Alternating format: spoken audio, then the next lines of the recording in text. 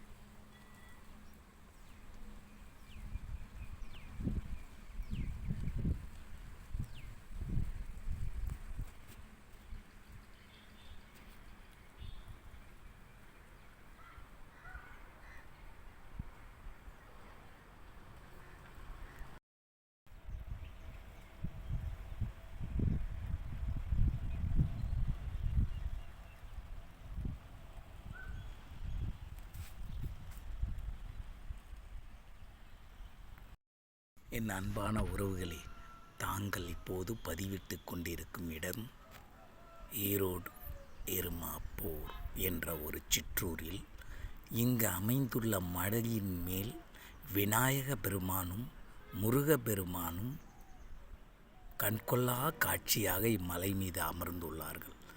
இம்மலையின் மீது மிகவும் சிறப்பு வாய்ந்த நவக்கிரகங்களாக திகழும் நவக்கிரகங்களும் ரொம்பவும் பழமை வாய்ந்த கற்களால் காட்சி அளித்து கொண்டிருக்கிறது.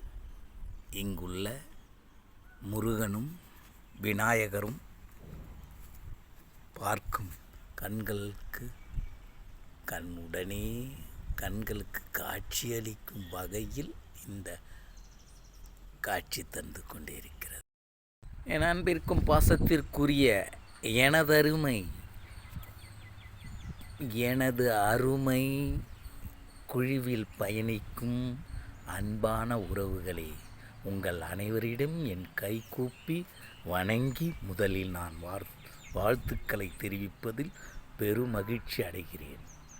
நான் தற்சமயம் ஈரோடு மாவட்டம் ஈரோட்டில் நான் பயணித்து கொண்டிருக்கும் இந்த வேளையில் இங்கு தற்சமயம் நான் இங்கு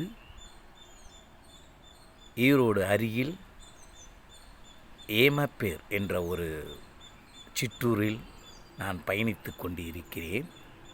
அச்சிற்றூரிலிருந்து நீண்ட நாள் என்னுடைய கனவான எனது அடுத்த சேனலானது வெளியூர் பயணத்தின் போது ஆரம்பிக்க வேண்டும் என்ற முடிவோடு இன்று நான் ஆரம்பிக்கும் இந்த சேனலின் பெயர் புதிய தேடல்கள். ஏற்கனவே நான் என்னுடைய இயற்கை தேடலில் ஆன்மீகம் என்ற சேனல் நான் ஆரம்பித்து வெற்றிகரமாக உங்கள் ஆதரவோடு பயணித்து கொண்டு இருக்கிறேன்.